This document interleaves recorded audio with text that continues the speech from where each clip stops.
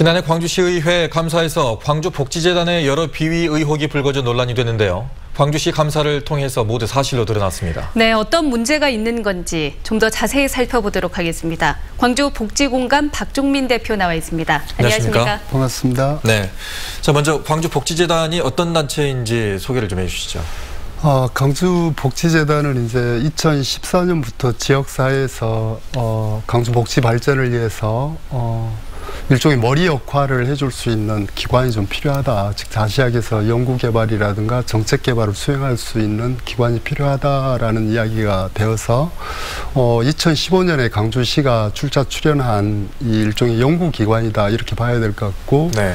그다음에 이제 또 중요한 문제는 사실 이제 대단히 지역사회에서 규모가 큰 빛골노인 건강타운과 효령 노인복지타운, 그다음에 시립장애인복지관, 장애인 보호작업장을 위탁 운영하고 있는 기관이다 이렇게 이야기할 수 있을 것 같습니다. 네. 알겠습니다. 그러면 이번 감사에서 어떤 점들이 이 복지재단이 문제점들이 지적이 됐나요? 네, 아마 이제 이 감사의 출발은 광주시의회에서 행정사무감사 과정에서 여러 가지 이제 아무튼 시의회는 핵심적으로 광주복지재단의 역할, 그다음 두 타운이 혁신적 운영을 좀 했으면 좋겠다라는 측면에서 문제 제기를 시작한 것 같고, 네. 아마 이제 그것을 시가 받아서 이제 감사를 한 것 같은데, 아무튼 이제 첫 번째로는 그 광주복지재단의 사무처장을 채용하는데 실제 이제 정년 연한이 60세인데 63세 분을 채용한 그 채용에 대한 비위, 네. 그 다음에 이제 이 본부장이 겸직을 금지하고 있거나 허가에 의해서 이제 그 겸직 행위를 해야 되는데 토요일 날 이 대학 출강을 한 2016년부터 네. 이런 내용과, 그 다음에 이제 빛골노인 건강타운의 그 매점과 자판기를 운영하고 있는데 원래 임대해 준 분이 다시 일종의 재하청을 하는 이런 네. 방식으로 운영을 했고, 또 사실은 그 사실을 알고도 묵인한 점, 그 다음에 이제 본부장과 팀장의 어떤 갑질, 이런 부분들이 지적이 되었던 거죠. 네, 이런 복지재단의 그런 비위 사실이 우리 일반 시민들하고 어떤 관계가 좀 있습니까? 아마 이제 가장 중요한 문제는 사실은 이제 논란의 소지가 있기는 한데, 일각에서는 이번에 지적한 감사 내용 자체가 네. 실수이거나 그렇게 이제 엄중하냐 이제 이런 문제인데, 실제 중요한 문제는 광주복지재단이 말대로 진짜 광주에서 어떤 머리 역할을 해서 광주 복지 수준을 향상시키는데 자기 기여를 하고, 그 다음에 100억 이상 규모의 순수 시비가 들어가는 두 타운이 정말 그 규모라든가 예산 규모에 맞게 노인복지 향상을 위해서 지역사회에 기여하고 있는가, 네. 이런 문제가 사실은 굉장히 중요한 문제죠. 근데 그렇죠. 이번처럼 이러저러한 이런 부분이 실제 정상적 운영 이것과는 거리가 먼 거죠.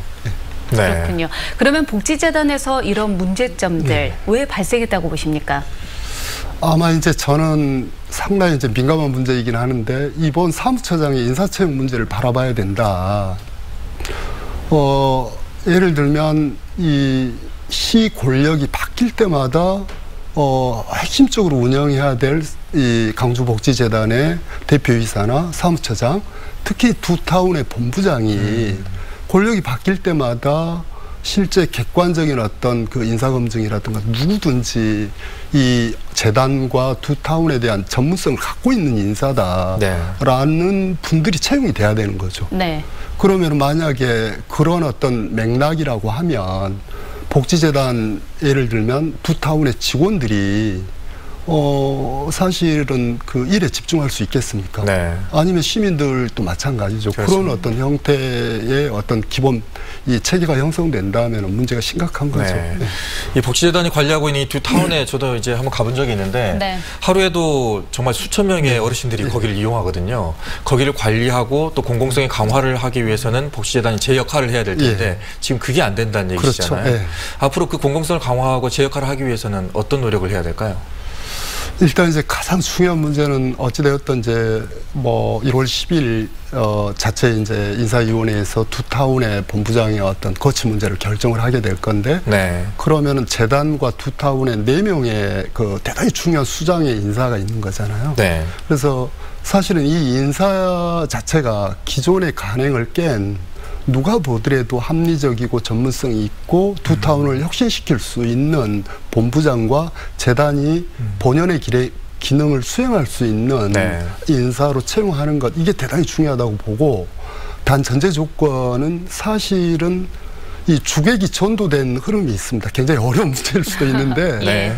재단은 연구 기능을 수행해야 되고 투타운은 운영을 해야 되는데, 어느 순간 재단의 역할이 투타운을 운영하는 그러면서 타운은 타운대로 어렵고 재단은 재단대로 어려운데 반드시 두 재단과 타운이 분리되어서 그런 전제하에 인사가 이루어지고 혁신적인 어떤 사업들이 이루어져야 된다, 저는 그렇게 봅니다. 네, 알겠습니다. 오늘 말씀 고맙습니다. 네, 감사합니다. 감사합니다.